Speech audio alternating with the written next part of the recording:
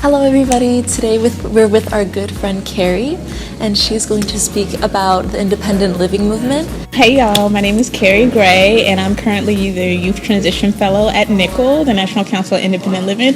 Super excited to be here. What is the independent living movement? Yeah, for sure. So independent living movement is super exciting to me. One of my big things that I do is I advocate for young people, and the independent living movement actually started out of a young person named Ed Roberts. If you don't know that name, super Google him. But he was an individual who was diagnosed with what's kind of known as a severe disability to a certain degree, and he's known as the originator or the father of the independent living movement. And he went to Berkeley in California, and he basically started the concept of young people or people with disabilities have the ability to live an independent life. You have to advocate for yourself if you want to go to college, if you want to work, and everything that you need, any accommodations, any resources, make it happen, because people with disability have the right to live independently. We never want to get it misunderstood that independent living is a concept where everything I do, I have to do it by myself. That's not the concept of independent living. It's the idea that everyone needs a certain level of assistance, a certain level of accommodations. And with our case, it's National Disability Awareness Month, Yes. So how would this tie in with employment? What's interesting about Ed Roberts' story is that he was told at a young age, because of his disability, he wouldn't be able to work. He's not going to be able to go to school, so why would you even try?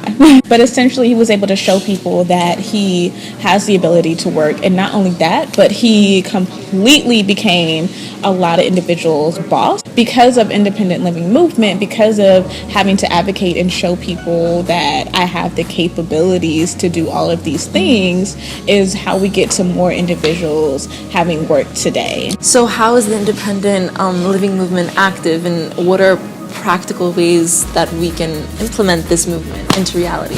Right. So the independent living movement is definitely, like Diego was mentioning, it's a mindset and it's an advocacy. But basically our centers for independent living or our local places where you can go and receive resources. You can seek job help when you're facing certain levels of discrimination, as they lead people into understanding that it's okay to be a person with a disability, and you are going to be able to live independently. You don't have to be institutionalized. The independent living centers have been extremely crucial, because a lot of when it originally started, a lot of people didn't have a positive perspective of disability. Right. They've never seen people kind of own up and say, I have a disability and that's okay. Yeah. And in fact, that's pretty dang cool.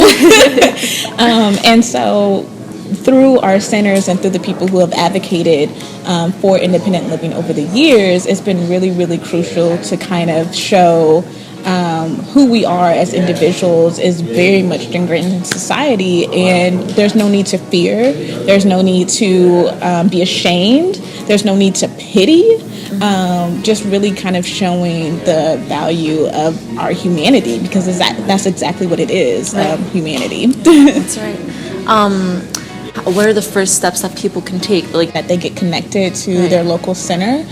You can definitely look at our website. I work for NICL, the National Council on Independent Living, and our website is www.ncil.org.